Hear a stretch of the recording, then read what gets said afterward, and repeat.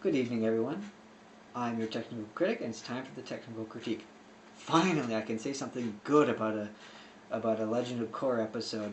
And for those of you who watched my very first rant on the Legend of Korra, and you just know how much I hated the first season. I hated it, hated it, hated it. I wanted it to be fire bent out of existence. That's how much I hated it. And if you've been watching my last few technical critiques, you know that I have not been very kind to this show. I thought the second episode was good, but other than that, no. No. We've been rushing through it. And finally, they get to Republic City, and you can tell that this was not written by the exact same people, because... Or if it was, they finally got my message. We have slowed down. The runaway train is finally back on course. We have slowed down enough that we can get that perfect balance. We're not just rushing to tell a story. We can actually do exposition. I was going to say expedition. They've been treating this like an expedition instead of an exposition. We can finally develop our characters, have our humor, have our plotline, and mix them all together in a way that's so much more intricate, and just a better way of storytelling. For example, we finally get to see how Varrick does business, how Asami deals with Varrick. We get to see the relationship between Korra and Mako. We get to see the relationship between Varrick and Bolin. We get to see Bolin's character finally come out for the first time in ages. And when I say come out, I mean fully come out. His eagerness, his playfulness, his cheerfulness, his optimism, the way he likes the crowd, the way that he's super honest. We get to see all that. I honestly thought he was turning into the Boulder from when Aang met Toph. If you just remember that over-the-top silly character. Finally, we get our Bolin back. And we get a whole bunch of other characters too. We get Lin Beifong, our always gruff chief of police, who got her powers back at the very end of the first season. We got the new president, who we were introduced to in the intro for the first episode, and we got what's his name, General Iroh, listen, I don't care how it's pronounced. I'm just going to pronounce it how I hear it in the show. So don't come after me about that. We get General Iroh, who I actually always thought was the new Fire Lord. I thought he was the new Fire Lord because he was always talking about how his grandfather would have listened to the Avatar. So I figure, oh, his grandfather's no longer alive. This is the guy who's taken charge of the Fire Nation. He also just so happens to be the general. It's just a way of not writing yourself too many characters so that you don't have to give them all backstories and all that. No, instead, it turns out that he tells Korra that that she needs to talk to his mother and his grandfather. So, Zuko is alive! Zuko is alive! And you know what that means? It means Azula is alive too. I want so badly for her to cameo in the episode when Korra finally meets the Fire Lord. I need that. Nothing would make me happier than just an Azula cameo where it's like, hello Avatar. Hello, brother. Azula, what are you doing here? I heard the new Avatar was here, and I wanted to meet her. You know, I hunted you in your past life. Blah blah blah. All that. I just want these two hotheads to meet each other, just to see what happened. Well, you know what? I'm not sure. I'm not entirely sure because when I remember Katara from Airbender, and I love Katara in the Airbender. But when I saw Katara old, like my brain, it's like seeing Kermit the Frog as a puppet. You just never recover from that. It's just one of these childhood things, like gone. Your life's been ruined. I don't know if I could handle seeing Zuko and Azula old, but at the same time, I want to see them so badly.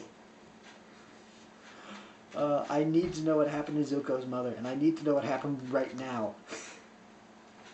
So let's see, that's one thing we learned.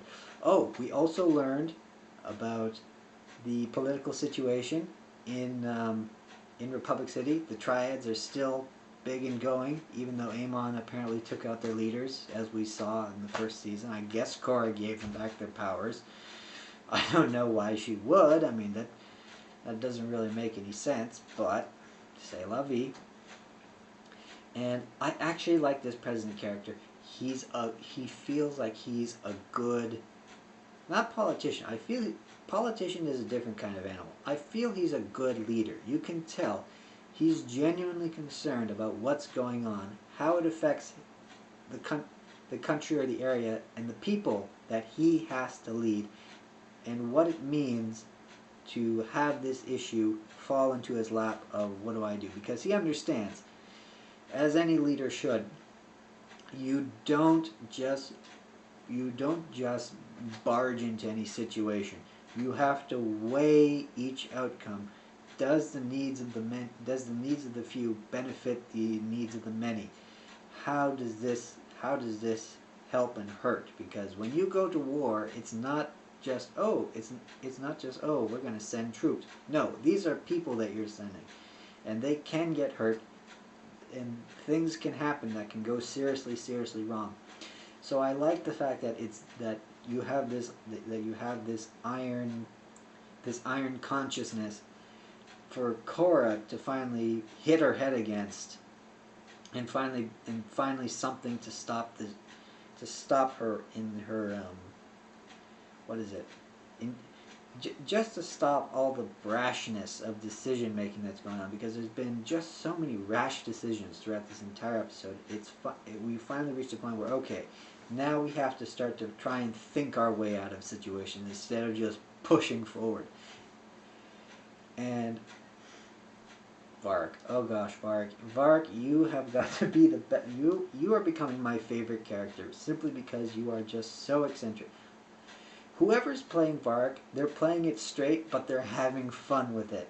And it's so good because the character is funny but relatable and likable, and you want that character to be a real person. You wish that character was a real person. I mean, just how he thinks, how he plays politics very well. You know, keep both sides in the know. Just the way he thinks. I actually used to think like that, hang upside down so that all the blood would go to my brain. Now I just take showers. It's because it gives you time to think. And his character is just so good. How his character interacts with all the other characters, we're developing them, and all the subplots are getting the attention they need. Asami's subplot, herself and her business, that got attention too. We got this great subplot started with Mako. We know that Mako's a cop, and it looks like he's going to be the only honest cop in the department, because he's the one who's like, I found who blew up the building. And they're like, no, it was the Water Tribe. It had nothing to do with firebenders.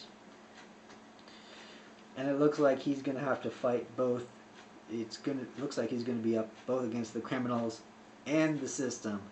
And I hope that they extend that to more than 2 episodes, because I think that could be a really good subplot if they play it right and they balance it out with everything else.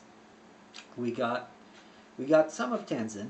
We got a good amount of Tenzin. I think we got just enough. In the last 4 episodes, it's kind of been overused. Like, okay, here's Tenzin and his family. Here's Korra and her friends and her family. And as I said, I understand them finally. I understand the parallels that they did. I talked about this in my content patch. I understand the paralleling, but it was just too much. You had too much exposition on this side, too much exposition on this side.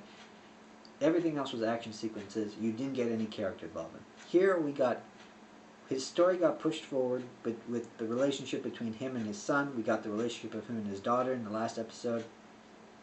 Now we have him and his son.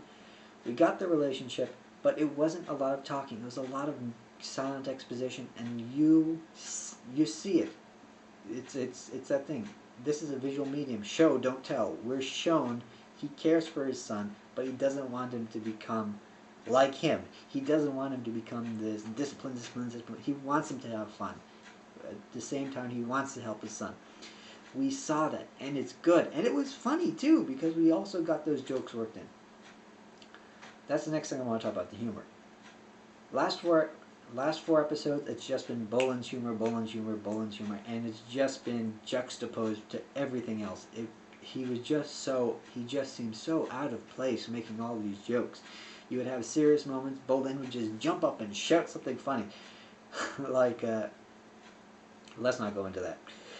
But now that we've got the plot lines working out, you've got the humor with all the characters, and it's wrapped into the storyline. It's not you're laughing at a character doing something dumb. You're laughing at something that's genuinely funny because of the situation the character is in. For example, with all of those lemurs that Tenzin's sons train, that was a genuinely funny scene when you see him just instructing them to go everywhere. That was hilarious. The scene with Varric when he's thinking, that is funny, but it also advances the plot. It's not just jokes piled beside exposition. We're finally weaving everything together the way that it should be. The art in this episode, as in all the episodes, was amazing. You got a real sense of the characters, you got a real sense of their surroundings, and it was just beautiful, a lot of these storyboards and the pictures. I had such a hard time picking out pictures for thumbnails. I've got an entire folder of just nothing but pictures from this episode, and I gotta sort through those and figure out which ones are good. We learned so much. We did it so well. Oh, I almost forgot. Korra and Mako break up. Here's what I think happened. I think that their relationship and all the exposition and all of the fights and stuff that should have happened was so compressed and didn't get out in the first 4 episodes that in this episode it just exploded. Like, they're like, okay, you know what, we've got to deal with this character development now. So it was just, okay, fight, bang, you got off easy. You should have seen what I did to Air Temple Island. Just, oh my God, it was done so well. And speaking of relationships, I do not want Bolin to get together with Asami. I know people are going to hate me for this. They're going to be like, well, you don't like Bolin. No, I like Bolin's character. I just don't think he's right for Asami. Characters have to complement, people's characteristics have to complement each other for a relationship to work. People who are the same, who also complement each other, their relationships work. People who are opposites, who complement each other, their relationships work. Bolin and Asami, they're two very different creatures, and they don't necessarily complement each other. They complement each other in little ways, but not enough, I think, that would carry it to more than a friendship. Here's what I do think will happen. I'm really into fan art. As I said, I go through a lot of pictures. I think that, according to the fan theories, I think that it's going to be Asami and General Iroh. That the two of them are going to meet. They're going to have a grudging respect for each other. He's going to help her carry her wares all the way to the South Pole. By the way, I hope that Unalaq's brother Tarlok has some kind of credit in Republic City. Otherwise, she's not getting paid for any of her tanks. No matter how many she sends to the South Pole, no matter how righteous the cause, if you don't have money, you will not win. The Spanish Civil War proved that. So,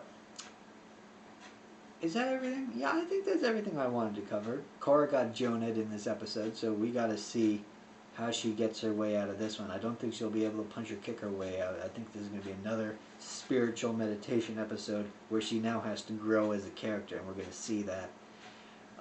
We've got Deska and Eska. Now they're going to go and hunt down Bolin. Poor Bolin. We got the use of propaganda film. We've got so many good things going right now, and I think that the show can only get better from here. So I'm looking forward to the next episode. I hope you guys enjoyed this review. Like it, favorite, subscribe to my channel if you want to see more, and I will see you next week for the next Legend of Korra episode. I don't think I'll be doing another Revolution unless it gets really good. You gotta go to TP and see if she has anything to say on that. We will start doing, oh, and we will start doing the Vampire Diaries and the originals, because I think it's time I start to review those. But we have to come up with a new character for that. I mean, I can't just be the technical critic doing that. No. We have to have a new character for that. I think I know what I'm going to do. But anyways, I'm rambling. So this has been my critique. I hope you liked it. I hope you enjoyed this episode as much as I did, and I will see you for the next one.